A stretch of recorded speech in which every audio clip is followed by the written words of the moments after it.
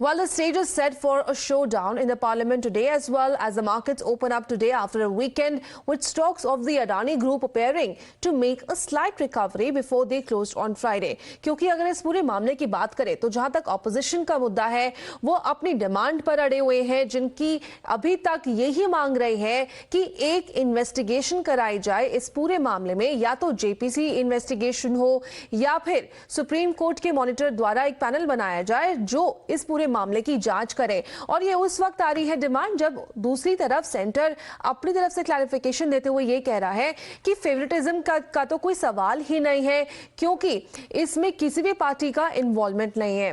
क्योंकि वहीं पर अगर हम यूनियन मिनिस्टर गजेंद्र सिंह शेखावत की बात करें तो उन्होंने ऑपोजिशन पर एक तंज कसा और उनसे ये अपील करी कि आप ऐसे कमेंट्स ना पास करें जिनको लेकर आपके पास पूरी जानकारी नहीं हो। वहीं दूसरी तरफ उन्होंने ये भी एश्योरेंस दिया कि इस देश की जो फाइनेंशियल मार्केट है वो एक सही दिशा में है, एक सही कंफर्टेबल पोजीशन पर है, तो जो ऑपोजिशन है इस पर बेवजह की सियासत करना बंद करे। मुझे लगता है कि किसी प्राइवेट कंपनी के शेयर का भारत की अर्थव्यवस्था से शायद कहीं कोई लेना देना नहीं होता होगा। किसी प्राइवेट कंपनी के शेयर्स में उतार चढ़ाव मार्केट में मुझे लगता है कि सामान्य प्रक्रिया है। किसी एक कंपनी का शेयर गिरने से भारत की अर्थव्यवस्था, मुझे लगता है कि अर्थव्यवस्था की जानकारी भी जिस विषयक व्यक्ति को नहीं होगी वो जितने भी लोग हैं उन्होंने इन्वेस्ट किया है, उनका पैसा लगा हुआ है, चाहे एलआईसी की बात हो, एसबीआई की बात हो, उन्होंने निवेश किया है और एलआईसी और एसबीआई के पास भी जो पैसा है वो लोगों का ही है। तो ऑपोजिशन का एक ये सवाल है सेंटर से कि क्यों वो इस पूरे मामले की जांच नहीं करवा रहे हैं, वो क्यों कतरा रहे हैं एक पैनल बनाने से। और वहीं दूसरी तरफ हमने पहले भी देखा पार्लियामेंट में कितना कुछ हंगामा हुआ इसको लेकर, तो आज भी ऐसा प्रतीत होता है कि जब पार्लियामेंट की प्रोसीडिंग्स शुरू होंगी तो एक बार फिर हंगामे दिखने के आसार हैं।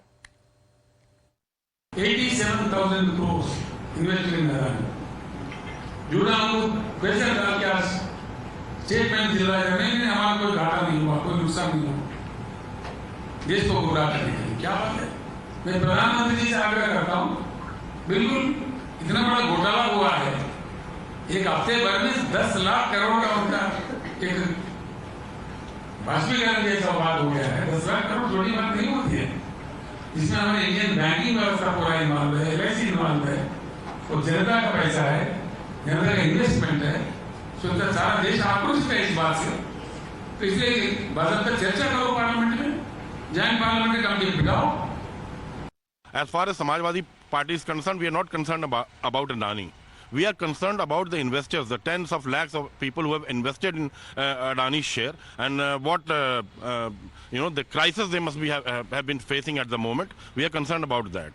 But I think the government should make it clear, because investigating agencies, what were they doing?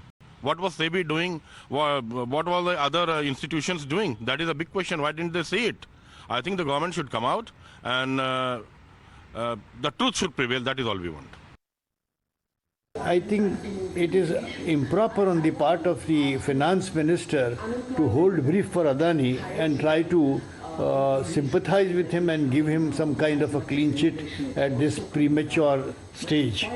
It would be fair for the government not to appear to be siding Adani, because there are allegations that probably all that Adani has been doing is at the instance of the government or with the government's implied support. And let the finance minister, or for that matter any representative of the government, not stand on the side of Adani to try to support him.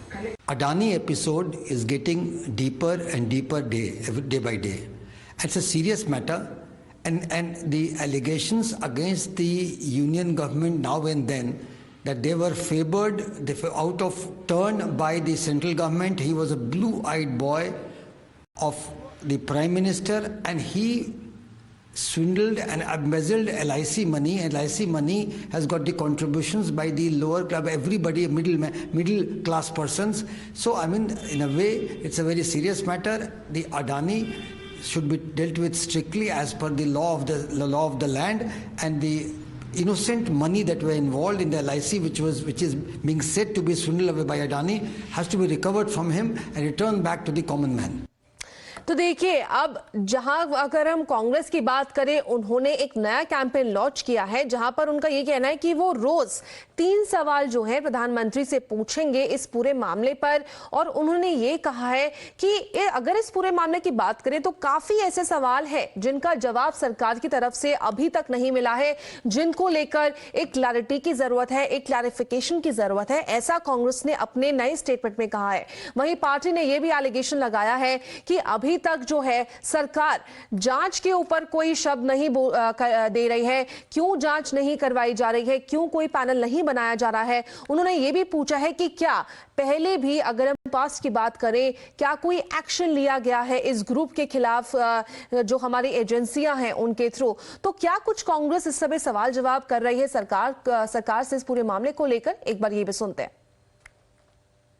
So why are they afraid of inquiries done by JPC or by under the supervision of Chief Justice of India?